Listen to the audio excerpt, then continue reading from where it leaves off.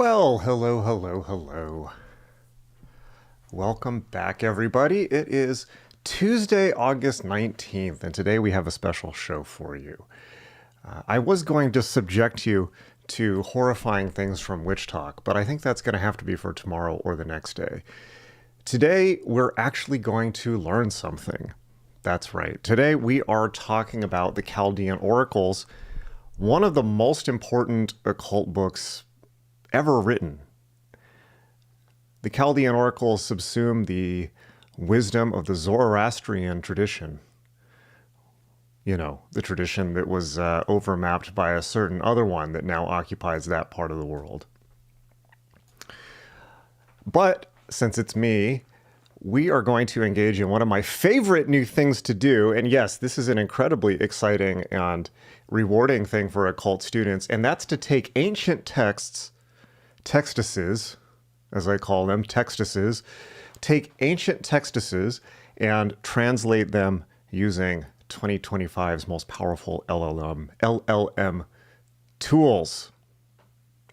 So why am I doing that? Well, most of the occult textuses that we have were translated into English, if translated at all, translated into English by members of the Hermetic Order of the Golden Dawn, like E.A. Wallace Budge, or G.R.S. Mead, or people like that.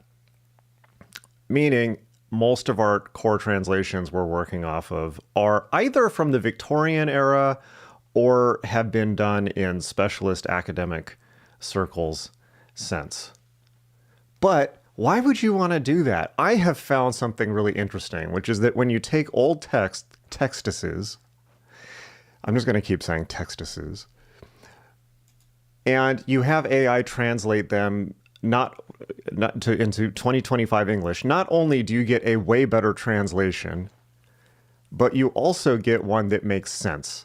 You can even try this with textuses in English from back in the day. For instance, I had AI translate some of Boccaccio's writing into modern English, and it suddenly became funnier than any stand-up currently working.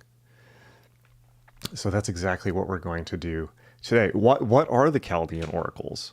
Well, they underlie the entire Western magical tradition and are most famous for containing one of my favorite lines ever: God is he with a spiral force. God is he with a spiral force. Indeed, the Chaldean Oracles outline the process of cosmic evolution from a Neoplatonic standpoint. But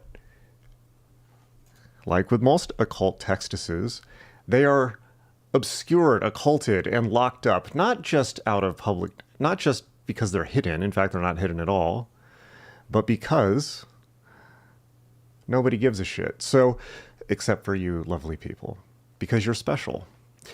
Frauder RC says, Ruth Majoric, I can't pronounce Eastern European names, has made the best versions to date. I believe, indeed, and that is the version I went off of for my translation. She had the original Greek, and so I have taken her textuses that she created and turned them into my textuses. So specifically the book we are working from, I will just put it up on the screen, from a Scribed account, which I highly recommend getting if you're into the occult, because they've basically got everything there that you could ever possibly need. Let's pull up the... So yes, that's the one that I'm using. Oh Lord.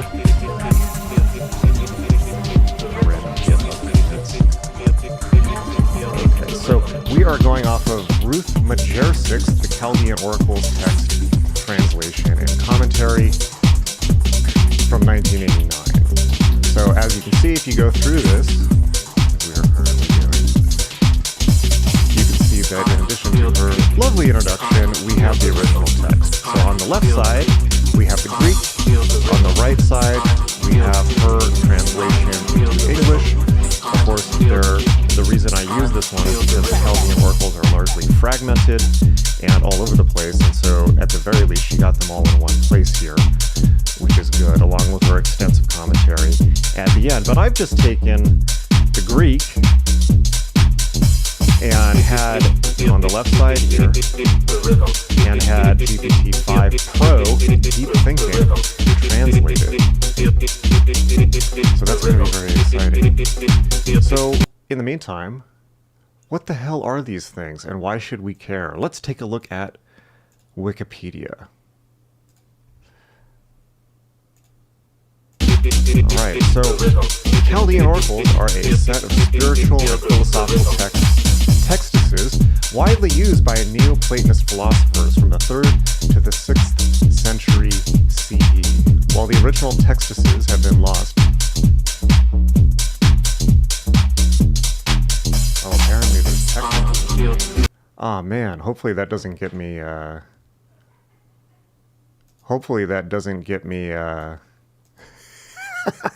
demonetized on this. Did you catch any of that?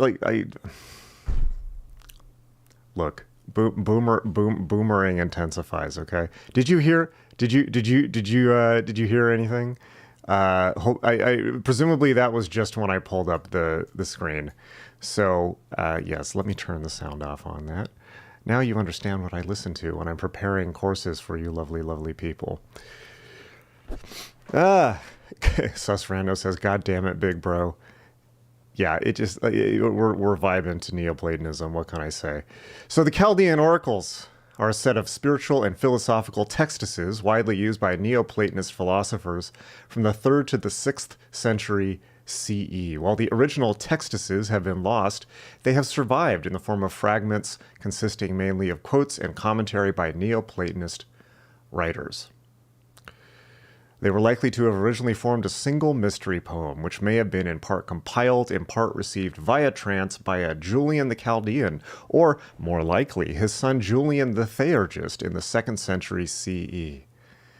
Later Neoplatonists, such as Iamblichus and Proclus, rated them highly. The 4th century Emperor Julian, not to be confused with Julian the Chaldean or Julian the Theurgist, suggests in his hymn to the Magna Mater that he was an initiate of the god of the 7 rays, not to be confused with the 7 rays teachings of loopy pseudo-post-theosophist Alice Bailey theosophists in the San Fernando Valley. When Christian church fathers or other late antiquity writers credit the Chaldeans, they're probably referring to this tradition. The Chaldean oracles show an affinity with Gnostic teachings of their time. They describe the transcendent first paternal intellect, which includes the mediating world soul, a female power, Hekate, similar to Sophia.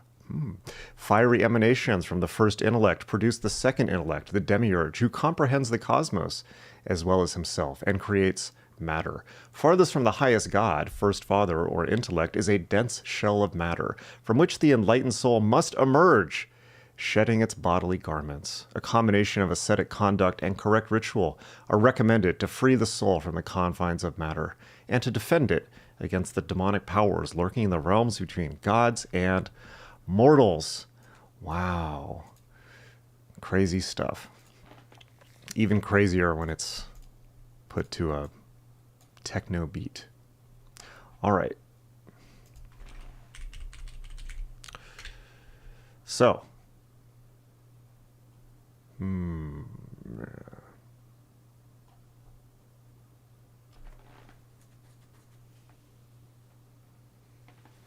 let's see. So, the translation came out a little thin, I have to say. We might actually have to go back to...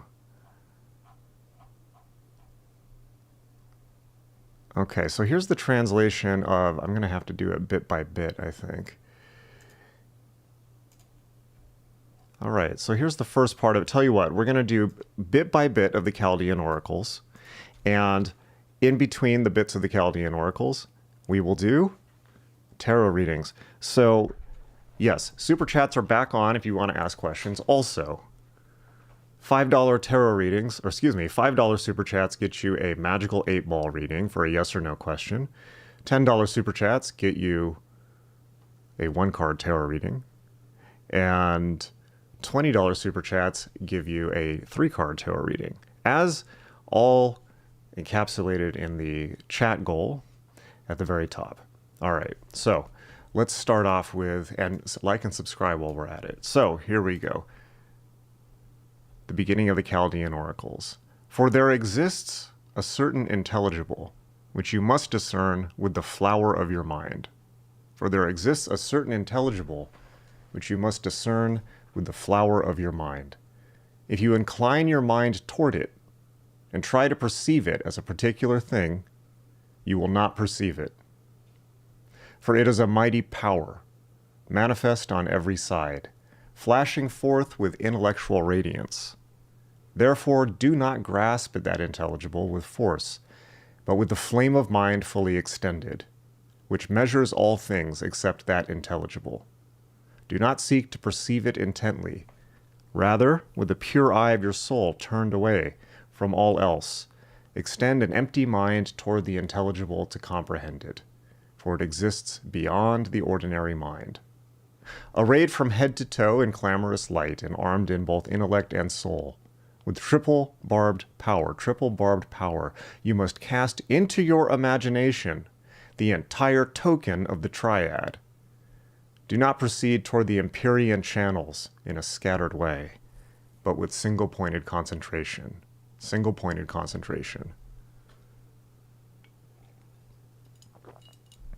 The Father withdrew himself, and he did not confine his own fire within his intellect. Hence the inscrutable God is called silent by the divinities, and is said to be of one accord with mind, and to be known to human souls through the power of the mind. Containing all things in the single summit of his own hyparxis. What is hyparxis? Let's find out.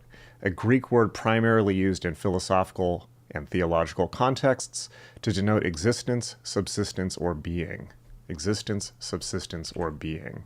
So containing all things in the single summit of his own hyparxis, he himself abides beyond all. There's many missing fragments here. And you do not realize that every god is good. O drudges, sober up. All things are supplied from the bosom of this triad, breaking themselves on the bodies of the worlds, exalted on high, animating light, fire, ether, and worlds. They are the guardians of the works of the Father and of the one mind, the intelligible.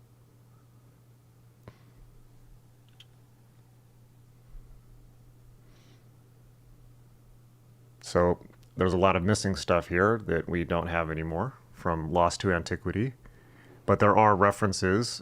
The missing passages apparently include references to Hecate's life-bearing bosom and the flow of fiery force. Then another fragment describes a power of circumlucid strength, glittering with intellectual divisions. Circumlucid strength, a power of circumlucid strength, glittering with intellectual divisions, in reference to the Father or a divine intellect. Next, in the middle, is the course of air. So apparently there's lots of stuff about the elements here, of which only the air part remains. Next, in the middle, is the course of air. The third course, is that which warms the earth with fire. All things serve these three turbulent rulers. Taking wing, the soul of mortals presses God into itself, and possessing nothing mortal, the soul becomes completely intoxicated by God. Therefore, boast in the harmony under which your mortal body exists. Therefore, boast in the harmony under which your mortal body exists. Urging yourself onward to the center of the clamorous light, let the immortal depth of your soul be opened, and let all your eyes fly upward. To some, God has granted the ability to apprehend the symbol of light through instruction. Others, however, he has imbued with their own strength while they sleep. To a mortal who tarries in prayer, the blessed ones are swift to act. To a mortal who tarries in prayer, the blessed ones are swift to act. All right, so we're using GPT-5 Pro, so it's working on the next section. So occultology asks, what do they mean by Empyrean channels? Well, let's take a look. Empyrean means, for some reason the Magick the Gathering wiki came up.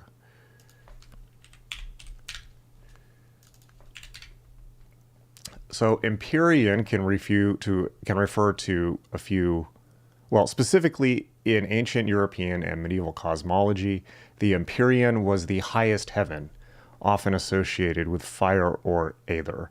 It later became incorporated into Christian descriptions of heaven. So it means the highest level. So one thing that recent scholarship has turned up, which is very, very interesting, is that we have, and I mentioned this on streams before, but we have this idea that ancient, in antiquity, particularly the Middle Ages, people believed that the sun or the earth revolved around the sun. Excuse me, the sun revolved around the earth. We understand now that they had a slightly different way of looking at it, which is actually a big deal. That is, they believed that the earth was at the bottom of the universe. Like literally at the bottom, and then above were all the planets and stars moving, which of course makes sense for that time period and level of cosmological understanding. This is why when you look at alchemical drawings that have many gradations of the planets, you see it's almost as if you're ascending from the bottom to the top. And so the whole schema of Kabbalah and Neoplatonism and Magick essentially depends on a cosmological model where man is at the vertical bottom of a universe, of which the Empyrean is at the top. So heavenly channels, yes. Apparently Empyrean is used in Elden Ring a lot, which is very likely the next game we're going to play on stream. For those of you who have not realized, there is a poll now on this channel where I'm asking people the next video game we're going to play. So go vote on that one.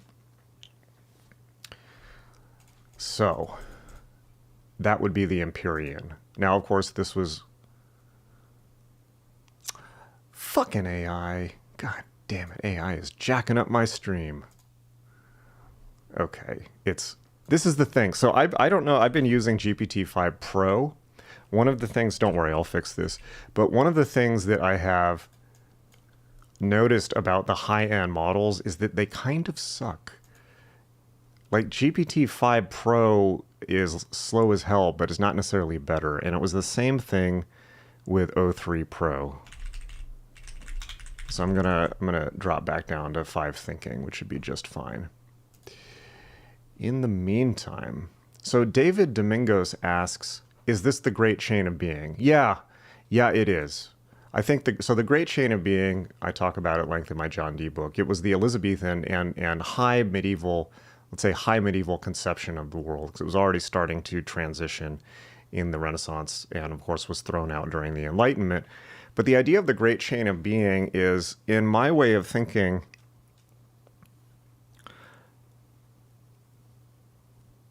it's kind of like it's certainly Western culture's spiritual schema, in the same way that if you looked at like the Kala Chakra or Eastern mandalas, you would get a map of the universe that contains an embedded suggestion of its transcendence or escape. That's kind of what the Great Chain of Being was for Western civilization before we completely threw out not completely, but largely throughout mystic and metaphysical analysis of reality. Metaphysics continued in philosophy, but mysticism was never, again, admitted to the sciences, possibly for good reason.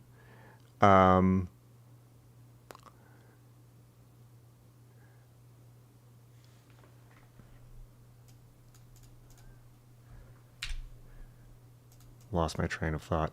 So, but it is a beautiful map of the universe, which you need to understand if you want to understand not just the Western esoteric tradition, but the Western literary tradition and Western culture itself. For instance, you can't understand Shakespeare, not really, without understanding the Great Chain of Being, since it forms the metaphysical schema of the entire world that Shakespeare is chronicling, and he's consistently referencing it in his textuses. So you need to know it. But yes, as David points out, is this the Great Chain of Being? Very similar. So the Great Chain of Being is not just a hierarchical ordering of the universe by planets, but a hierarchical ordering of everything in existence, from animal species down to people, and all the way up to the heavenly realms. Susrando has become a subscriber. Please support the channel by clicking join, and of course get your super chats in for readings, or I will never do them again. This is what I threaten every time I say there's readings and nobody does them. I'm not going to offer readings if people don't want them. So this is up to you. All right. Let's look at, Occultology says simulacrums will never be as good as the real thing. Eric Schiller, what are you paying $200 a month for when plus is 95%? Are you talking about GPT or Anthropic? So I'm definitely not paying $200 a month on GPT. Neoplatonist House Remix. Oh. It's an occult rave. Yes, very good. All right. You know what? Fuck AI. It's refusing to... AI is refusing to translate it. I'm just going to read you, Ruth. I'm going to read you the original translation.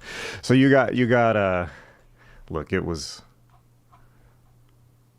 fun while it lasted. We're just going to go for the full original translation. All right. So this is complete, and you can rest assured that this is the real thing. For there exists a certain intelligible which you must perceive by the flower of the mind. For if you should incline your mind toward it and perceive it as perceiving a specific thing, you would not perceive it. For it is the power of strength, visible all around, flashing with intellectual divisions.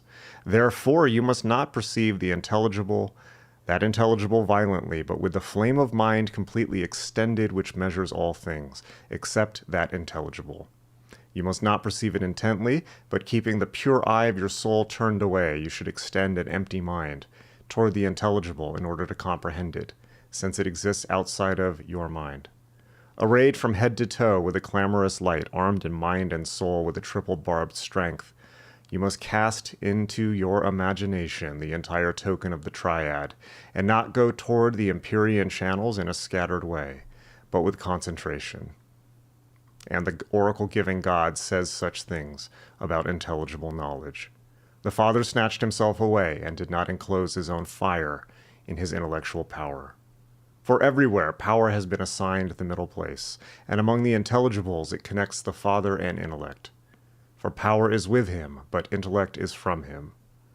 For the first transcendent fire does not enclose its own power in matter by means of works, but by intellect. For intellect derived from intellect is the craftsman of the fiery cosmos, says the oracle. But Atlas holds up the sky and separates it from the earth so that the things above are not confused with the things below. For as a girdling, intellectual membrane he separates, according to the oracle, the first fire and the other fire which are eager to mingle. For the Father perfected all things and handed them over to the second intellect, which you, the entire human race, call the first intellect. And the most mystical tradition, the oracles from the gods, says that beside this one sits a dyad. And it says, for it has a double function. It both possesses the intelligibles in its mind and brings sense perception to the worlds. Rightly, then, it is impossible to attribute a name to the one, as if a name were able to fit it. Thus, that which is beyond all things and can be indicated only by the term the one, by those who desire to express the inexpressible. Not only Plato alone, but even the gods have spoken in this way, for the gods themselves give oracular responses as follows. For all things which issue from the one, and conversely go back to the one, are divided, so to speak, intelligibly into many bodies. And the gods advise us to put aside the multiplicity in the soul, and elevate our perceptive faculty, and drive it toward the one. And do not keep in your mind the multiform other, they say, but extend the perceptive faculty in the soul toward the one. All things have been generated from one fire. Now, among the intelligible and hidden gods, three essential natures exist, and the first is characterized by the good. Perceiving the good itself where the paternal monad exists, says the oracle, since the wholeness which continues in this movement, desire, and tension towards generation is eternity, for the monad is extensible which generates duality, according to the oracle. Therefore, all things are obliged to remain forever in ceaseless motion, according to this oracular tradition. For nothing imperfect runs forth from the paternal principle. The Father does not provoke fear, but imbues persuasion. Every god is good. And you do not know that every god is good. O drudges, sober up. In the God-nourishing silence of the fathers, for the one who has perception, the intelligible is nourishment. You gods who know the supermundane, paternal abyss by perceiving it, every mind perceives this God. For intellect does not exist without the intelligible, and the intelligible does not exist apart from intellect. For it is said that the Father is intelligible, having within himself that which thinks. For he is all things, but intelligibly. For the intellect of the Father said for all things to separate into three, governing all things by the intellect of the very first eternal Father. He nodded his assent to this, and immediately all things were separated, in order that a triad might connect the all while measuring all things. And what is the dyadic middle? It is the connective and teletarchic nature which separates the cohesion into beginning, end, and middle in the order determined by necessity. The Father thought these things, and a mortal was brought to life by him. For the world, seeing you as a triadic monad, has honored you. For in every world shines a triad ruled by a monad. For in the womb of this triad all things are sown.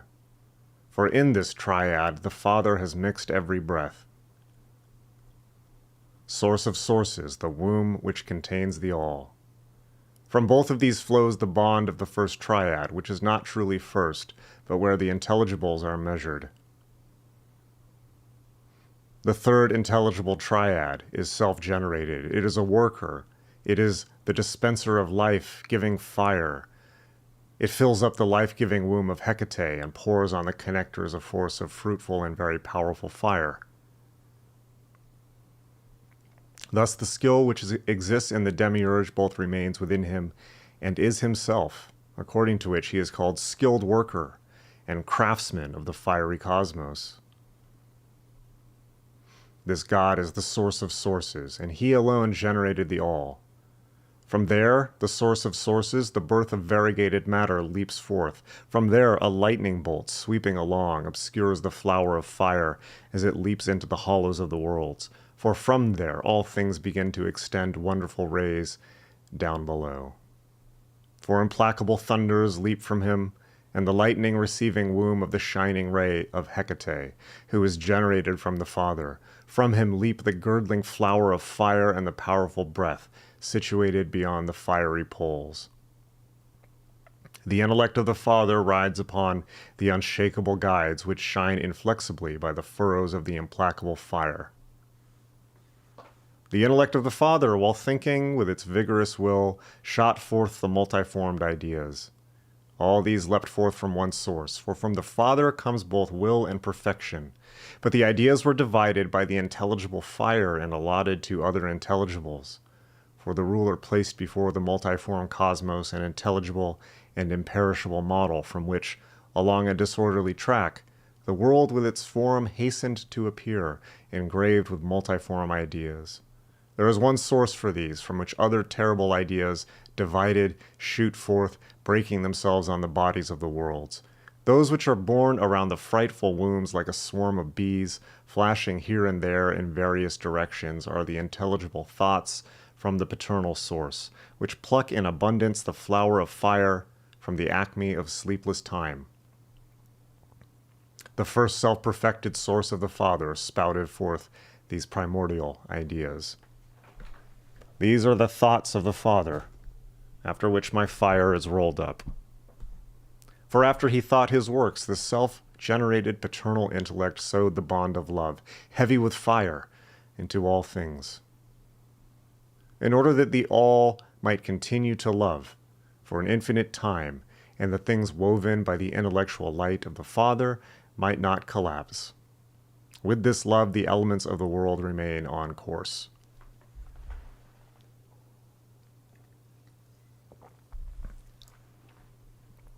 The principles which perceive the intelligible works of the Father concealed them with sense-perceptible works and bodies. Further, to touch is suitably stated because of the proximate way the soul presides over sense-perceptibles and is dependent on intelligibles, with the contact revealing a knowledge which is clear, immediate, and established according to a definite intuition, and perceiving sense-perceptibles as capable of being touched, says one of the gods. By the bond of wondrous love which leapt first from intellect, clothing his bonded fire with the fire of intellect, in order to mingle the source craters while offering the flower of his fire, having filled the soul with a deep love. The Father mixed the spark of soul with two harmonious qualities, intellect and divine will, to which he added a third, pure love, as the guide and holy bond of all things. The gods have termed wanton love, free love, a stifling of true love. It is necessary to propose the virtues which from creation purify and lead back to God: faith, truth, and love, that praiseworthy triad. Divine hope, which descends from intellect and is certain, concerning which the oracle says, may fire-bearing hope nourish you. For all things are governed and exist in these three virtues. For aeon alone, copiously plucking the flower of mind from the strength of the Father, has the power to perceive the paternal intellect and to impart intellect to all sources and principles, and to whirl them about and keep them forever in ceaseless motion. The center of Hekate is born in the midst of the Fathers. Around the hollow of her right flank, a great stream of the primordially generated soul gushes forth in abundance, totally ensouling light, fire, ether, and worlds. In the left flank of Hekate exists the source of virtue, which remains entirely within and does not give up its virginity. After the paternal thoughts, I, the soul, am situated, animating the all with my heat. On the back of the goddess, boundless nature is suspended. For her hair appears dazzlingly in shimmering light, says one of the gods.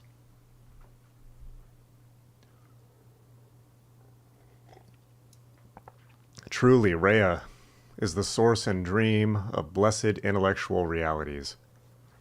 For she, first in power, receives the birth of all these in her inexpressible womb, and pours forth this birth on the all as it runs its course. For the Father has inflated the seven firmaments of the worlds. And the solar fire was established at the side of the heart.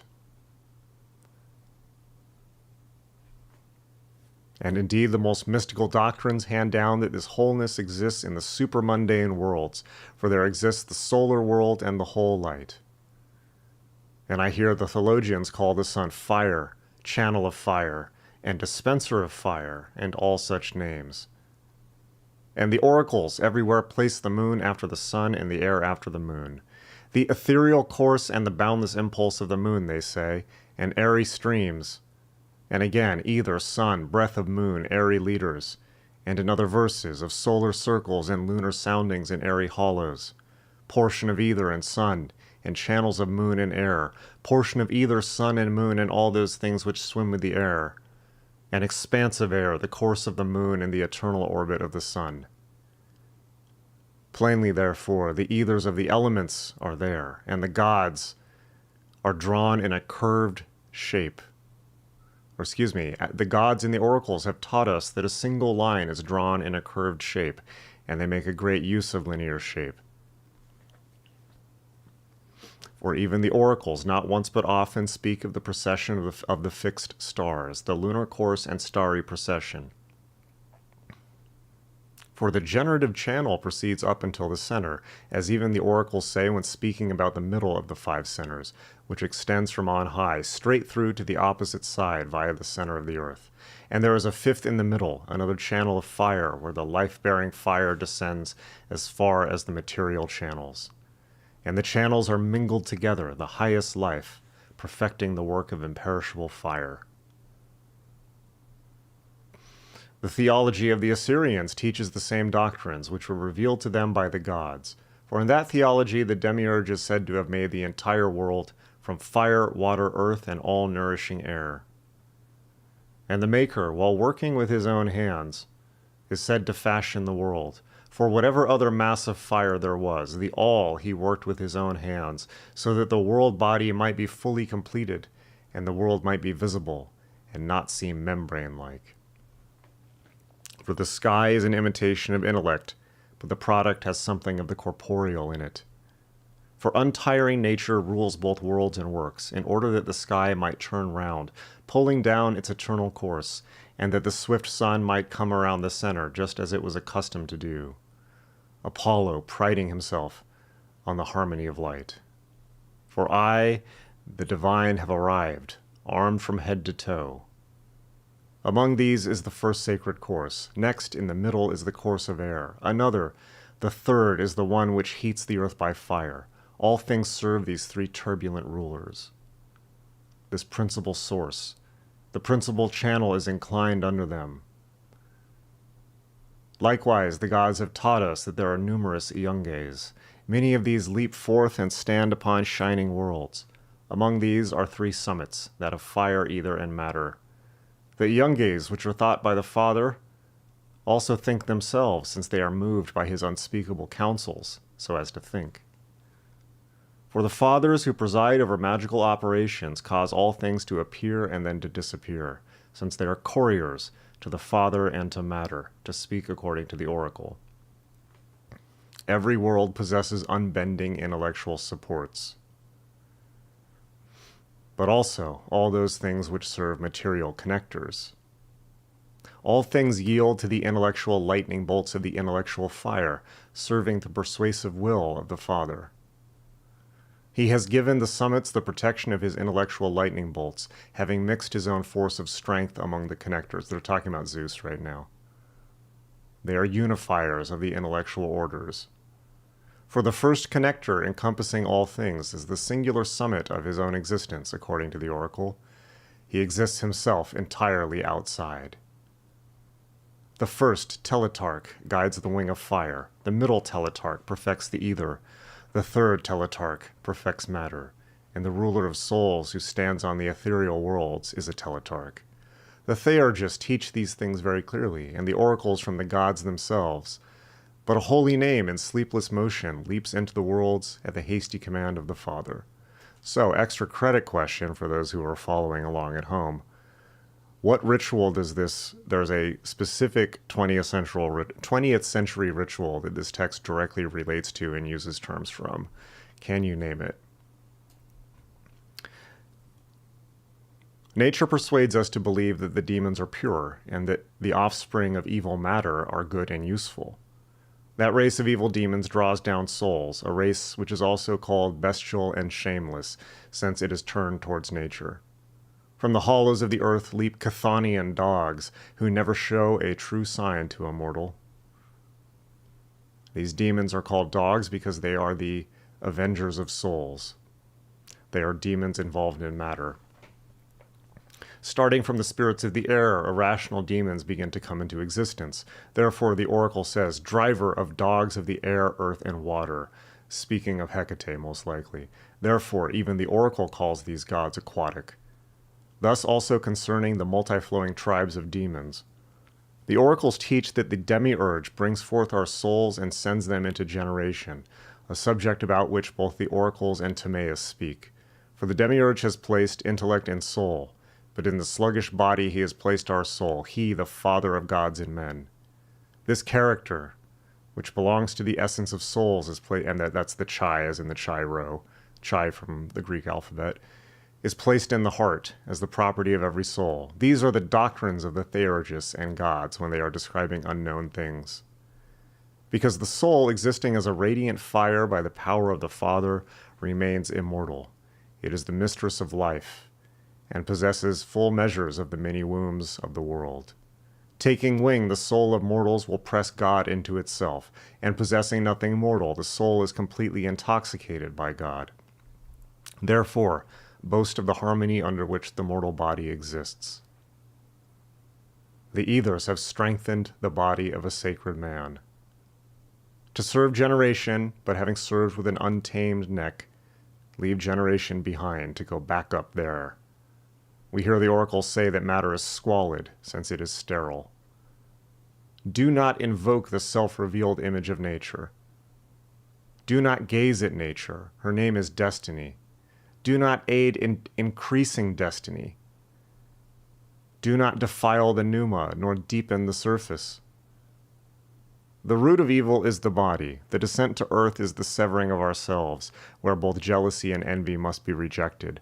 For being material, they have matter as a nurse, and not to quench in your mind is said with regard to the shutting out, not the annihilation of desire.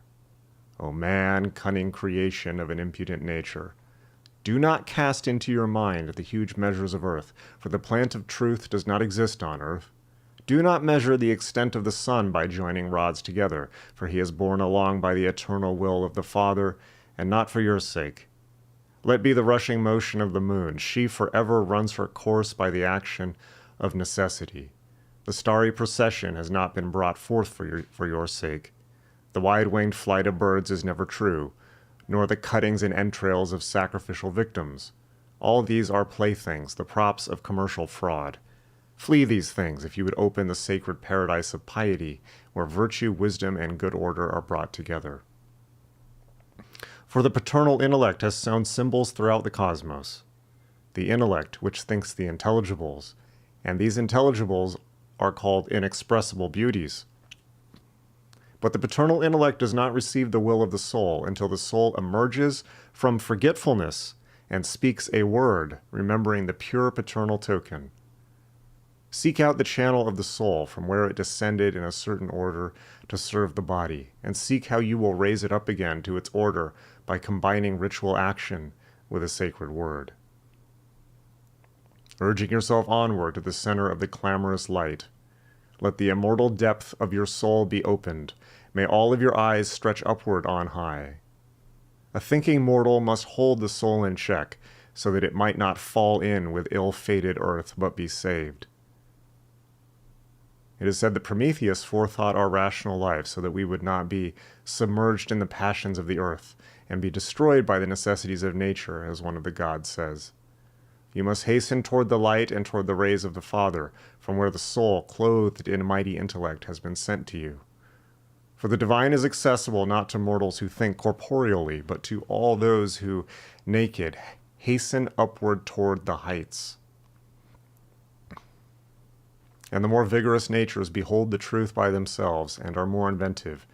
They are saved through their own strength, while the weaker ones need both instruction and reminders from others who possess perfection in those areas where they lack it. To some, God has granted the ability to apprehend the symbol of light through instruction. Others, however, he has fructified with their own strength while they are sleeping. Therefore, for the purification of our luminous body, there is a need to get rid of material defilements, a need to undergo sacred purifications, and a need for the strength that binds us to God, exciting us toward the flight up there. We must take care of the purification of our luminous body, the delicate vehicle of the soul.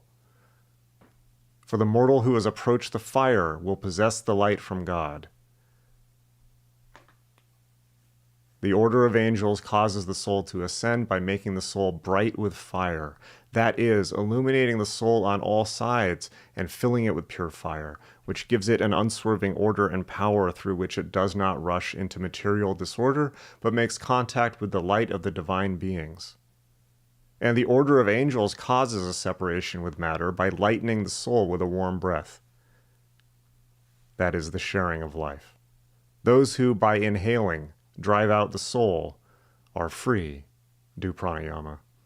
According to the Chaldeans, the twice transcendent shares himself with the worlds and sows lights which are set free, to use their words.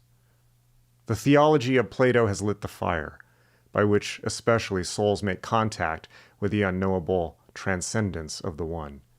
On all sides the rains of fire extend from the unformed soul. If you extend your mind, illumined by fire, to the work of piety, you will also save the flowing body. And the oracles of the gods testify to these things.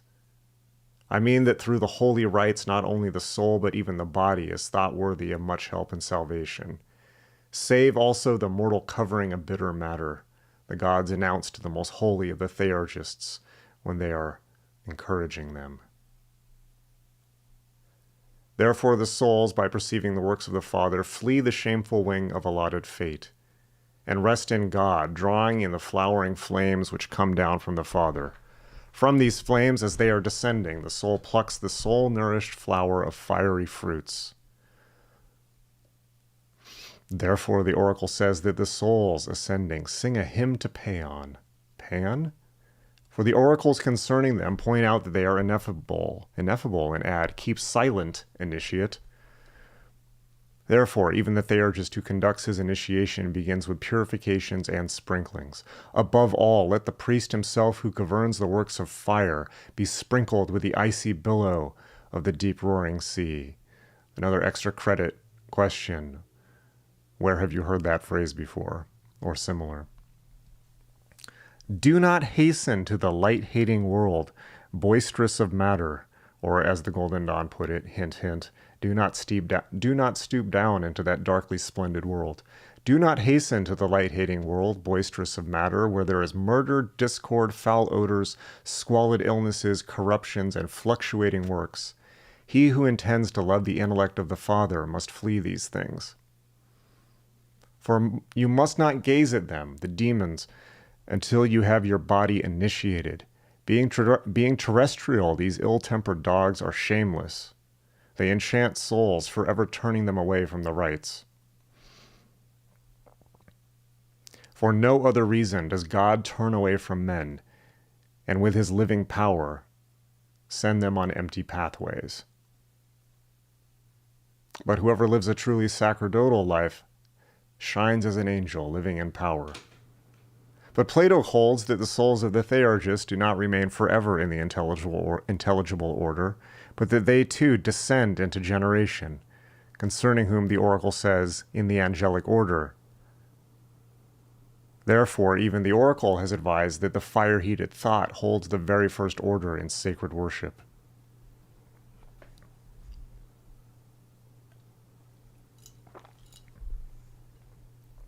To a mortal tarrying in prayer, the blessed ones are quick to act. It is the loosing of the god when the sluggish mortal inclines toward that place. And although we have incorporeal bodies, and the gods say these things to the Theurgists, for they say that although we are incorporeal, bodies have been attached to our self-revealed apparitions for your sakes.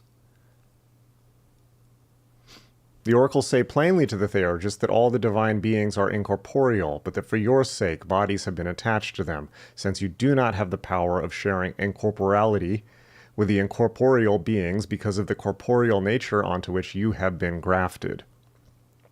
As William Butler Yeats said, man is an immortal soul tied to a dying animal. For in this light the unformed are formed. You must perceive the shape of light which has been stretched forth.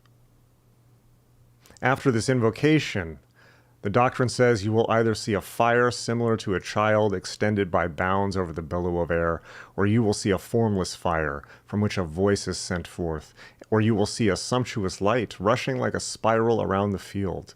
But you may even see a horse more dazzling than light, or even a child mounted on the nimble back of a horse. A child of fire, or covered with gold, or again a naked child, or even a child shooting a bow and standing on the back of a horse. If you speak to me often, you will perceive everything in lion form, for neither does the curved mass of heaven appear then nor do the stars shine. The light of the moon is hidden, and the earth is not firmly secured, but everything is seen by flashes of lightning. But when you see the formless, very holy fire shining by leaps and bounds throughout the depths of the whole world, then listen to the voice of the fire. When you perceive an earthly demon approaching, offering the Minazurus stone while making an invocation, do not change the nomina barbara, that is, the names handed down by the gods to each race have ineffable power in the initiation rites. Do not change the barbarous names. Therefore, even the oracles call the angular conjunctions of Euclid the connectors of the figures. For the once transcendent, as the oracle says, is without parts, simple and indivisible. The souls that are re-established in this pentad come under the sway of destiny, says the oracle, for the Theurgists do not fall into the herd which is subject to destiny. This part's critical. We must flee the mass of men who are going about in herds. We must flee the mass of men who are going about in herds.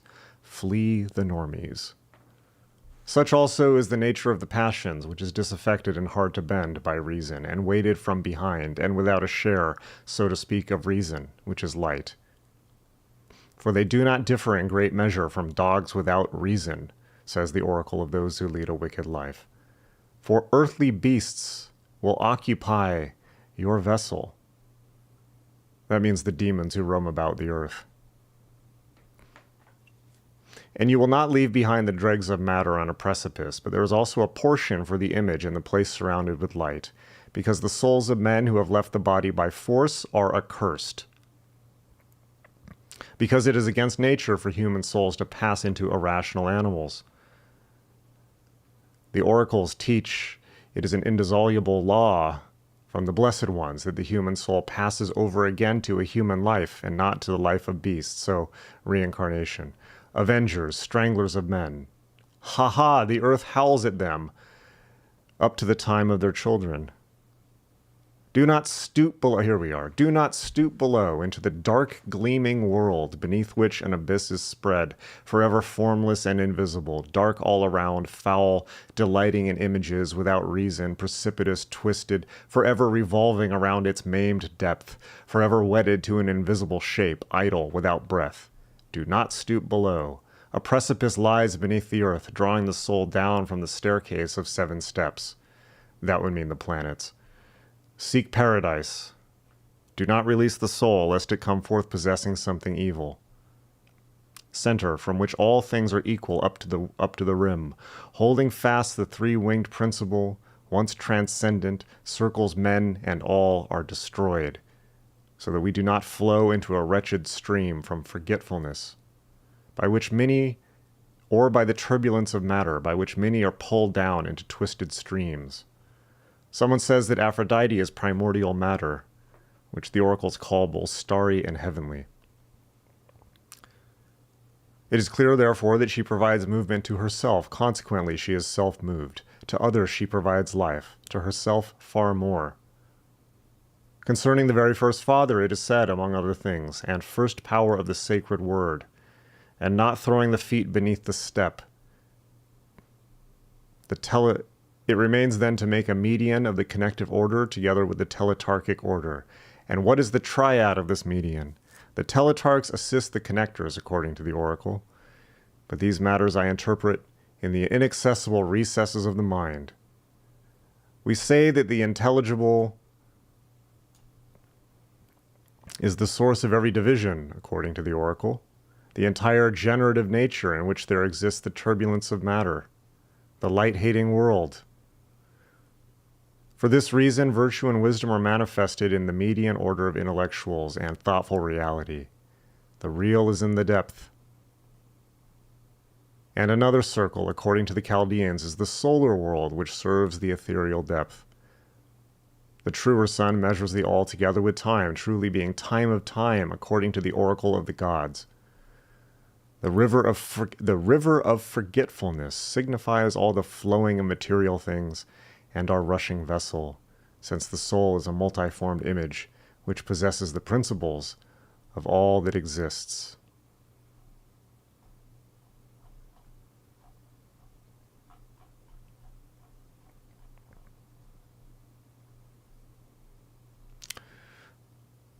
unaging, independent of zones.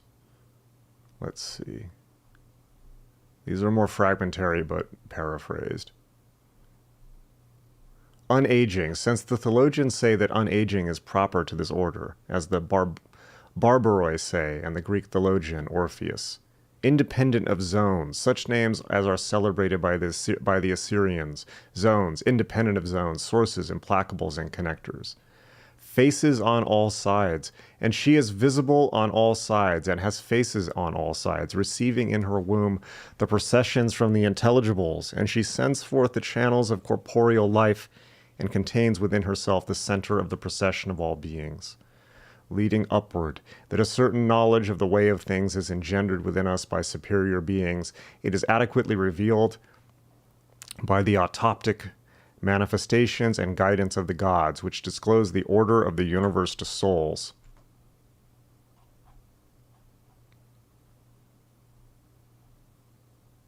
Guide our journey to the intelligible and kindle the fires that lead upward. Ineffable, for the oracles concerning them point out that they are ineffable. And it is handed down by the oracles that the sky is implicated in matter. Since for those who are inspired by the oracles, even these supermundane souls are said to be vehicled to certain supermundane bodies which are both ethereal and empyrean. But if I should touch upon the ineffable mystical doctrine which the Chaldeans spoke in a divine frenzy concerning the seven-rayed God, that God through whom he causes souls to ascend, I would be saying unknowable things. Yes, certainly unknowable to the herd, but well known to the blessed Theurgists.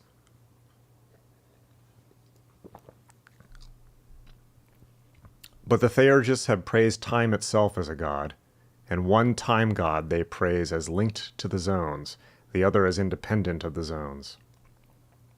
The telestic life contributes the most by removing, through divine fire, all the defilements attendant upon generation, as the oracles teach, and all the alien and irrational nature which the soul's pneumatic vehicle has drawn to it. Hence each division is praised as key by the gods themselves, and thus the hidden order singly encloses the entire intelligible order. The Theurgists praise this god, Kronos, as older, younger, unrolled in a circle, and eternal. Regarding the planets, Julian the Theurgist says that God established them as six, intercalating the fire of the sun as the seventh. Particular souls become mundane through their vehicles. Don't worry, there will be a summary at the end. And the court open to all is the paternal order of the Father, which welcomes and contains all the souls which have returned on high. There is a chain of firmaments, the empyrean, ethereal, and material. Since the soul in its coordination is too weak to sustain itself because of its coordination with a body that is scattered. Operate with the magic wheel of Hekate. Therefore the oracle teaches how to operate the right, truly the movement of such a magic wheel, since it has ineffable power. For he is, as the oracle says, the connector of all the sources. For Proclus made use of the conjunctions, prayers, and the divine ineffable magic wheels of the Chaldeans. Supermundane. The calcus is so called because of the clear and sharp, tuneful manner of the clanging brass. Oh, actually, I just realized that what I'm... Okay. So these are definitions of... Okay, never mind. No doubt the Chaldeans called it this because they heard it from the gods, and the cumindus is among the smallest of birds. The oracle advises those who wish to keep their joints healthy to refrain from mallow during the month of August. The oracle encourages us to drink milk for our health during the entire month of September. Okay, so now we're in off the res here. He sets in order the entire sense-perceptible world through his demiurgic powers, which the sons of the Theurgists call hands. The wretched heart of the recipient does not support me, says one of the gods. Those things which intellect says, it doubtless says by thinking. Therefore, even the pagans warn about impulsive mindlessness. TikTok. Flee swiftly from earthly passions. Flee far away, you who possess the superior eye of the soul and the steadfast rays, so that the great heavy reins of the body might be held in check by a pure soul and the ethereal radiance of the Father. For the pagans have said, all splendid gifts come to mankind from God, whether he has produced something good and happy, or something excellent, or something lovely. Beautiful gifts from God are prepared for all. And again, the power of an immeasurable God and his limitless strength holds sway over all things, and he rules alone over everything. Because the oracle says, there are 2 demons according to men, and of these there are 2 races. Those who roam over the ever-flourishing earth are commanded by the sovereignty of Zeus to assist men. For Zeus is the dispenser of all goods and evils. He is the one who determines the length of life for those who are brought into the world, and who mixes the mortal body with both worthless and valuable things. Whoever in his wisdom would conciliate these demons and knows what works please them, would excel all others in understanding and noble deeds, bearing noble gifts from a noble benefactor, and fleeing common things. Because the moon in a proximate way presides over all of generation and clearly governs all things thereby herself, as the oracles say, nymphs of the springs and all water spirits, hollows of the earth, air, and beneath the solar rays, male and female lunar riders of all matter, heavenly, stellar, and fathomless. And it is clear that the oracle teaches these things. A sweet desire takes hold of all souls to dwell forever on Olympus as companions of the immortal gods, but not all are permitted to set foot in these halls. When the person who had received the oracle, which had been delivered to him most fully, asked who it was then who achieved the ascent to the gods, and if it were the individual who especially preferred the life of the haruspex, the god added further, it is not whoever has thoughtfully placed his intention on the entrails of sacrificial victims who will immediately go on to Olympus after the dissolution of the body, rising aloft on the light wings of the soul, but whoever is wise. Ah, indeed, they are exceedingly, nay, eminently, the most blessed of all souls who pour themselves forth from heaven onto earth. But most blessed are those who possess an unutterable destiny, all those, Lord, who are born from your radiance and even from Zeus himself by the thread of a mighty destiny.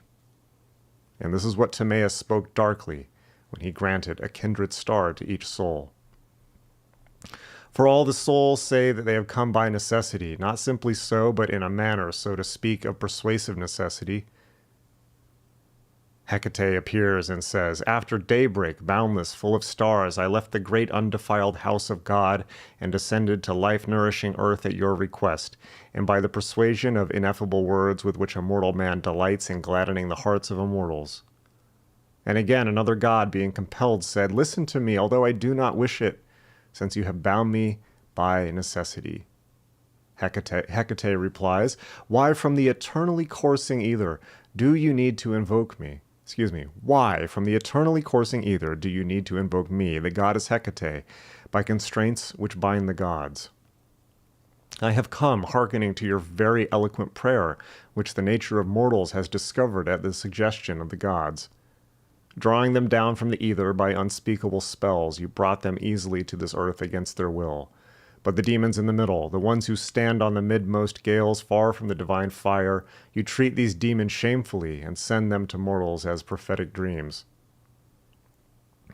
That even the gods themselves have advised how their statues ought to be made, and from what kind of material, will be clear from the statements of Hekate to this effect.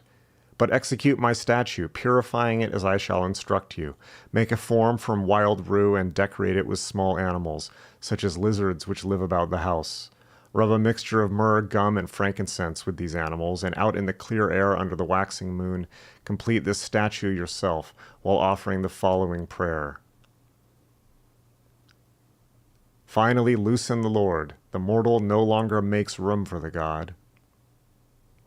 And concerning the king, Helios, and the gods in that place, the theologians praise that Dionysos as associate of Helios, gazing upon the holy celestial pole.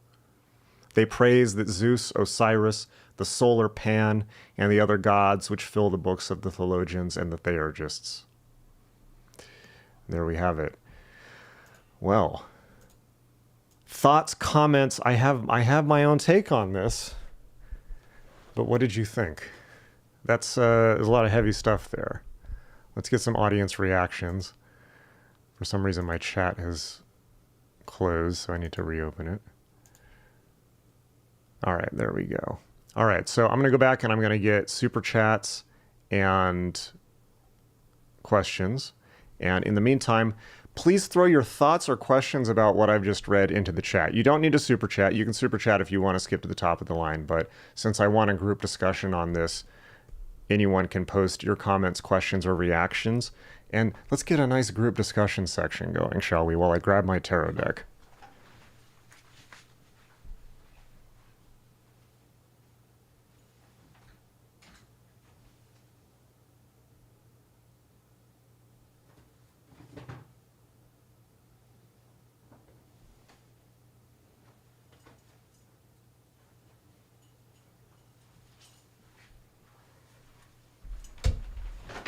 All right.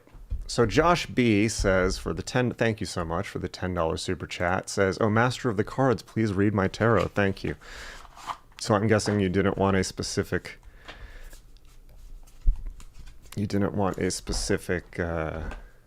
question. All right. So I'm pulling out some of you may have seen this. I found this in a bookstore about a couple of years ago. The Aleister Crowley Tarot. This is I think this is kind of like a public domain reimagining of the Thoth deck with more cartoony art now that presumably it's entering. I don't think the Thoth deck is entering public domain, but potentially his descriptions of it are. So they did one with new art, which is kind of interesting. So Josh, I'm gonna pull up a one card for you.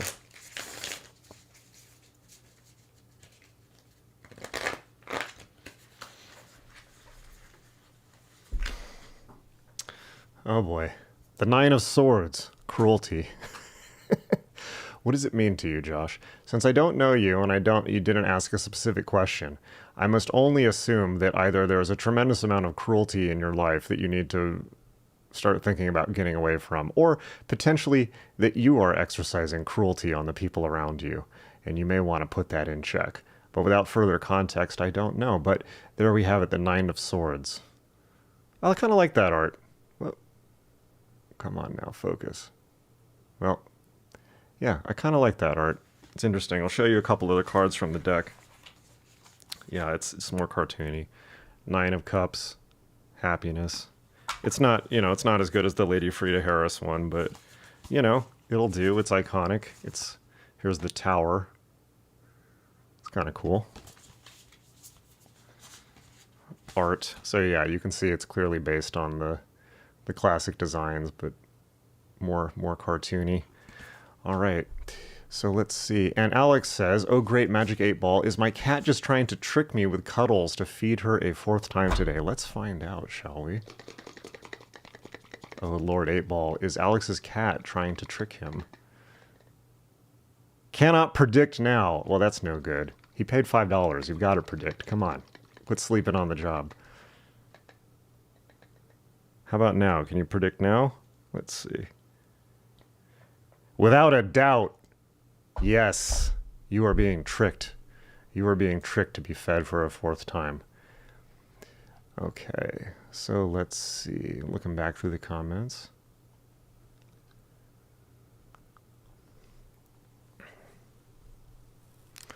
Opening by Watchtower. I actually don't know Opening by Watchtower very well because it's a Rigardi ritual. But presumably since it's drawn from the Golden Dawn Z formula, it includes things from the Golden Dawn. So, very good. And yes, Chaos Moon correctly guesses the Star Ruby. Yes, the Star Ruby, as I hadn't actually realized until just now when I was reading it, includes a lot of terminology from the Chaldean Oracles.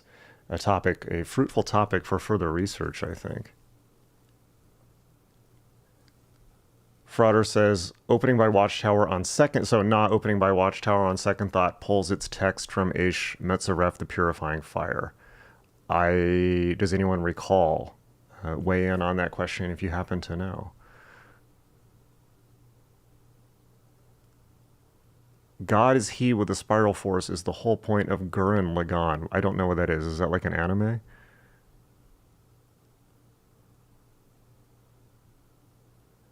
Bornless Ritual. Yeah, I believe some of it made it into the Bornless Ritual.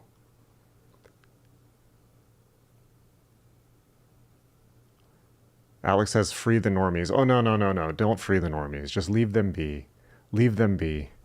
If they wanted to be free, they would be, or they would be in process. Leave the normies alone. Normies have a right to life. Frauder says, I always get the oracles, but it's a nice sentiment, but it always it ends in tears trying to wake up the masses. It really does.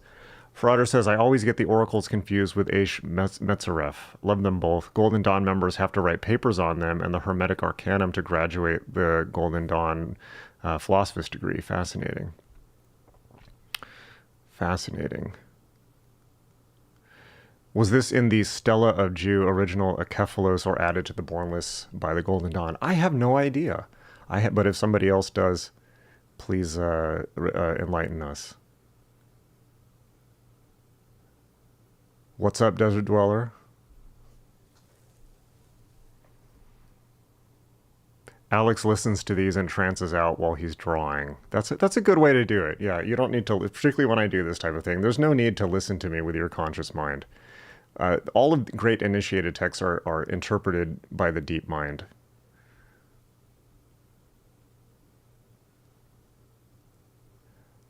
Stud Vikem says they're taking a class on Hekate right now, and then I just did this video. That's interesting. Huggin, thank you for becoming a student of the mysteries. We have another channel supporter. You can join Huggin by clicking the join button, in which case you will be given a special Discord status. We are 2 boosts away from being a level 2 Discord server, by the way, thanks to many people, including Exploration Arcanum.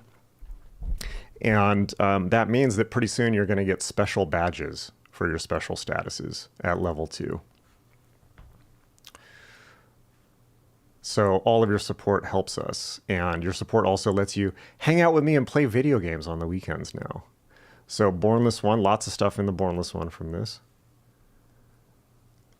Josh wants me to analyze the lore of the Elder Scrolls franchise from the perspective of Platonism and Gnosticism. Well, quite frankly, I know a whole lot more about Platonism and Gnosticism than anything about the Elder Scrolls trilogy, which I have never played. But it looks like people want me to play Elden Ring on the... So we'll probably be playing either Elden Ring or Bloodborne on the weekend with a slight chance of Cult of the Lamb, but I don't own Cult of the Lamb, so... Let's see. Thank you, everyone who thought that was a great reading. Frauder says, I think it was Westcott who put the Oracle lines into Ritual K, the RR at AC's consecration of the vault. So the Second Order's consecration of the vault, which is what Regardi based his opening on. Okay.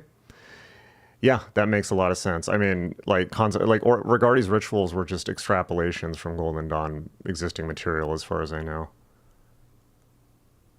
So Huggins says some of this was quoted in the Psychology of Hashish by Oliver Haddo, a pen name for Aleister Crowley. Yes, I believe he talks about using cannabis indica to lighten the girders of the soul. And someone, like whether or not, I'm not going to say anything. I'm not going to say anything. He might have been onto something there. All right. Odin ordered a Meme Cat tarot deck, and we'll share it on the Discord. That's exciting. Josh can be quite cruel sometimes. Cut it out, Josh.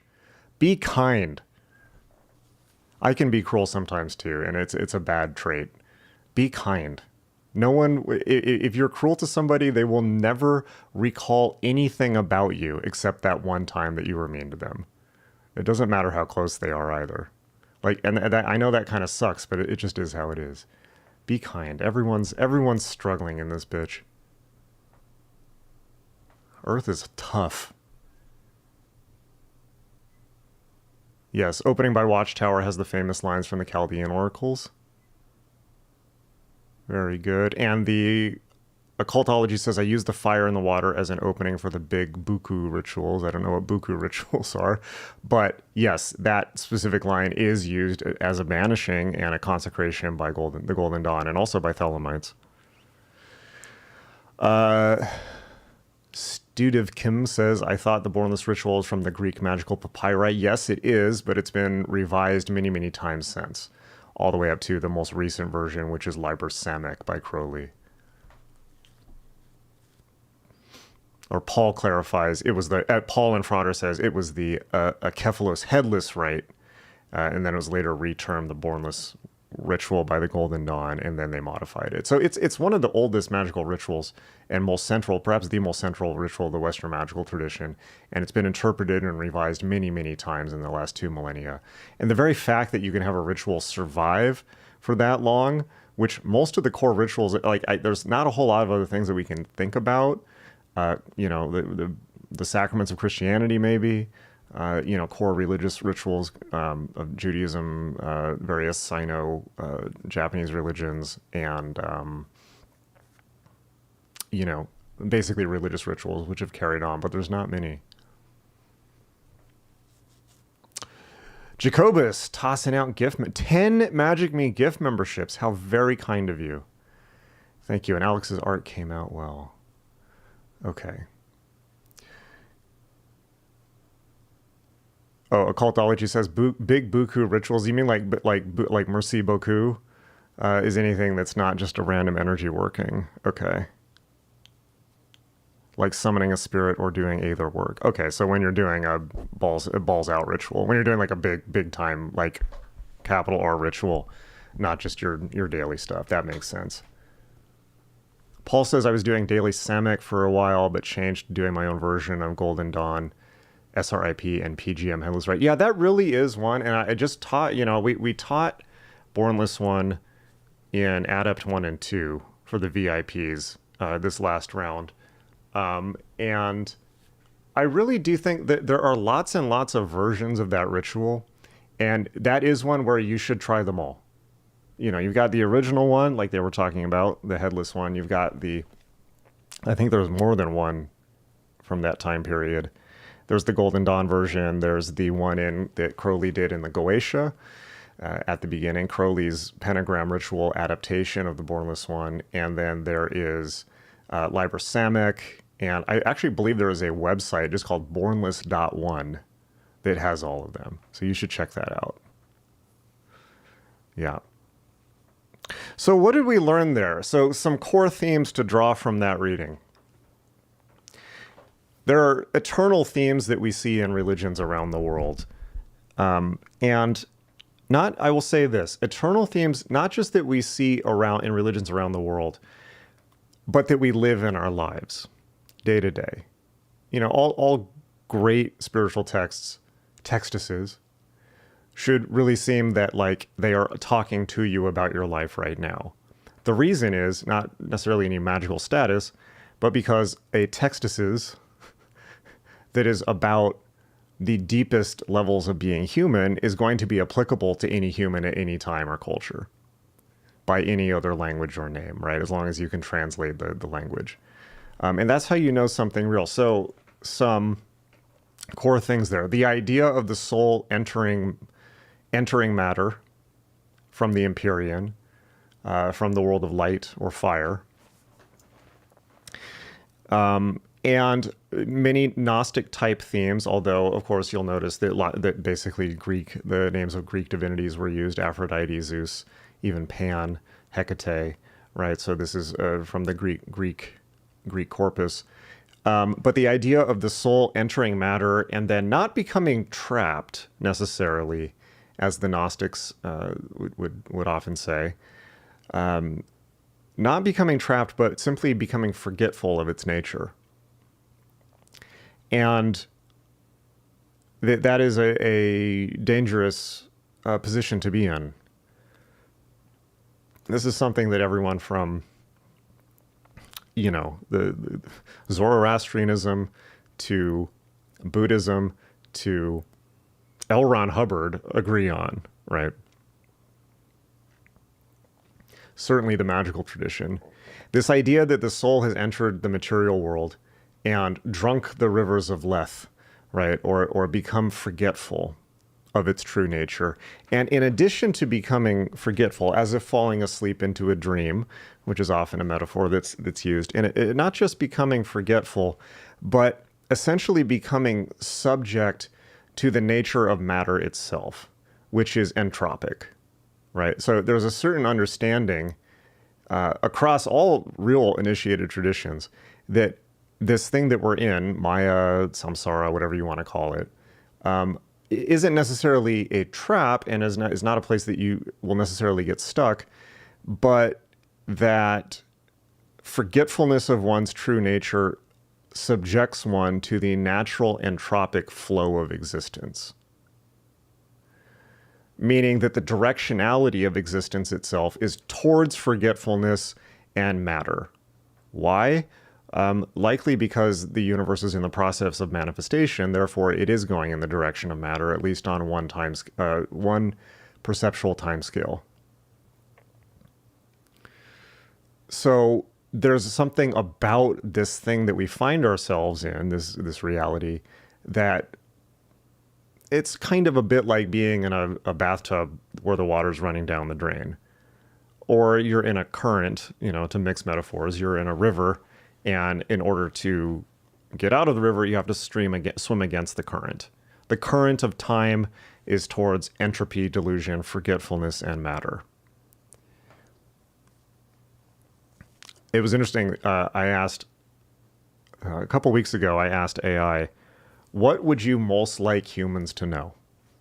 What are the most important, if you could just objectively look at the human race and tell us what we most need to know, what would you most want humans to know? And its answer was interesting. It had about 10 things that it said, but the first one was entropy rules everything. That was surprising. I thought it was going to be something like be nice or, be grateful, embrace the moment. But no, it was entropy rules everything.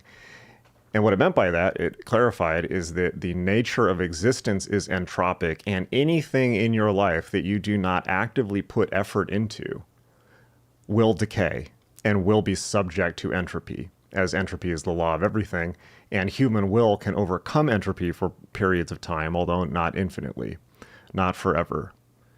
So from that conception, we get to the place that the idea that you might have to make an effort to wake yourself up by any means, by any other means. Now, a lot of mainstream religions, like, let's say, Protestant Christianity, really kind of sell you this idea that you don't have to do anything. Just accept Jesus, that type of thing. Just convert, pay your tithe, and you're good. These are conceptions of religion for the masses. It would be nice, but it's largely wishful thinking, I think.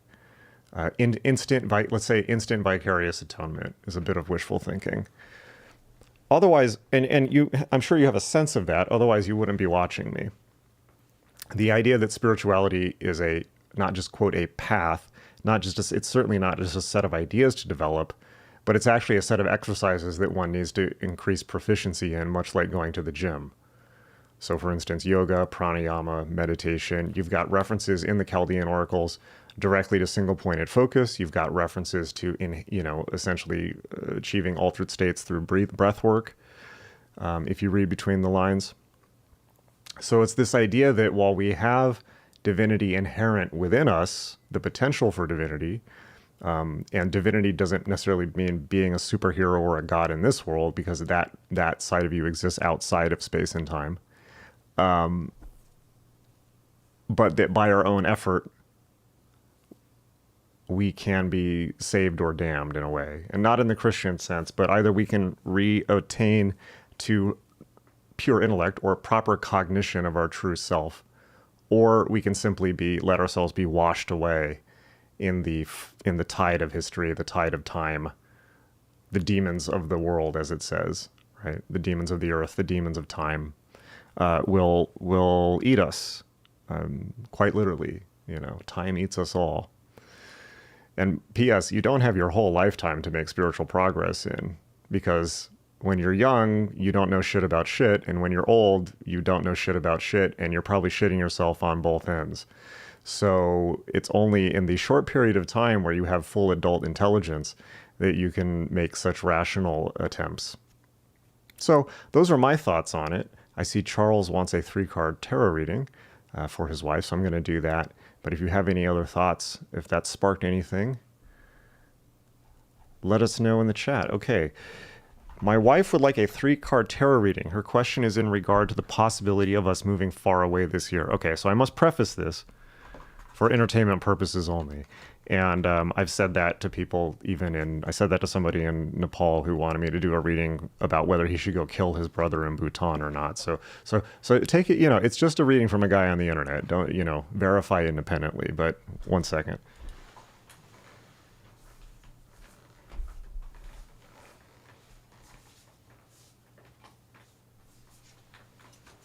Drop some of these. Okay. These are cool too. Yeah, that's a nice back of that card.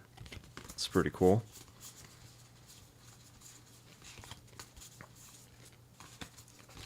All right. Entropy rules everything around me. Very true. E-ream. All right.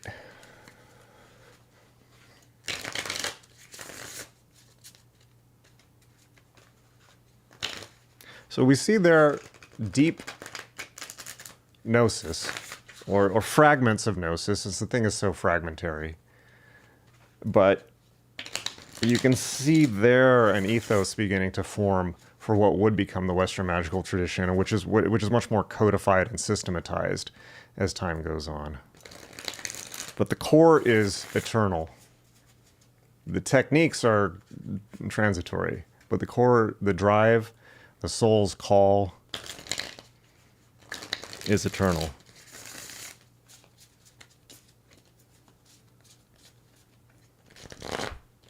And if something's true, it should be true cross-culturally and cross-historically as well. And that is the case for this, I think.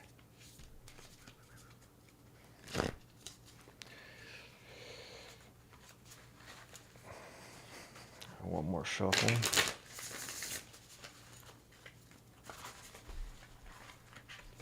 All right.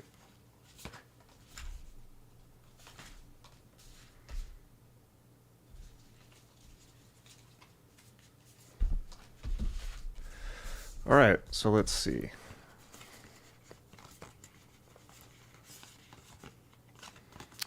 All right, so, I'm not sure if I should read these front to back or back to front. I need to be more precise with my deals. Yeah. It looked totally prescient. I just didn't know what order it was in.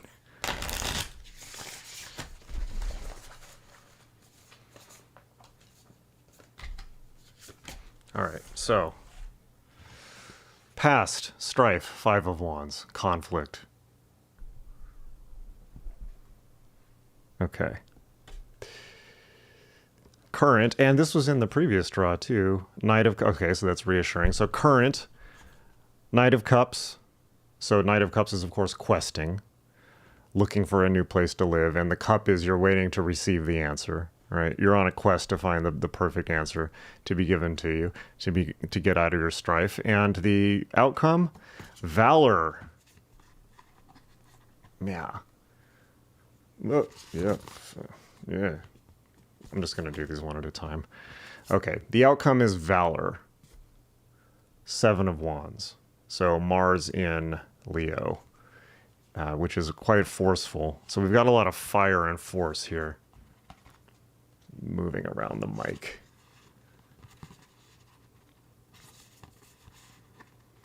All right. So I know this is really awkward. I'm like looking at a reverse of myself and trying not to touch the mic at the same time. Okay. So anyways, first card, strife. Second card, Knight of Cups. Last card, valor. So this suggests that moving will definitely be a step in the positive. Moving will definitely shake up your life, and it will definitely be a positive forward step, and will be a valorous decision. But expect force and fire. Expect not necessarily conflict, but it's not going to be a peaceful transition. Let me put it that way. It's going to be a hectic move. So maybe think about the details more before you commit. Or rather, basically it sounds like moving is a good idea, but probably you need to work out some of the details a bit more so you're not just haphazardly questing all over the place with a cup, waiting for it to fall in your lap. You need a clearer plan. All right. That would be my read. Okay. Well, we actually did a very long stream this time. That was a 90-minute stream. All right, everyone. It is Tuesday. We are going to be back tomorrow. Did I miss any before I get off? I hope I didn't miss anyone's super chats. I'm going to look back through real quick, but I don't think I did. We will be back tomorrow. I will be making fun of Witch Talk tomorrow to make it a little bit less academic. I have found some hilarious, and Temple Gold, our lovely moderator, has found some hilarious stuff. Also, I am looking at the stuff in the Discord. People have been sending some really funny stuff in the Discord, which I will probably be reacting to as well. So if there's stuff you want me to react to, and that could be a video, or it could be an article, or it could just be something that you're interested in, go ahead and throw it in the Discord. And we have a thread open in the streams channel called "Hey Jason, look at this," where you can put it through. Okay, so Charles said that made sense. Okay, excellent. Excellent. Very good. All right, but that's going to be it for me. And it is 9:03 p.m., so that means it is now my true will to get off the stream. Lots of love, and I will see you on the Discord and tomorrow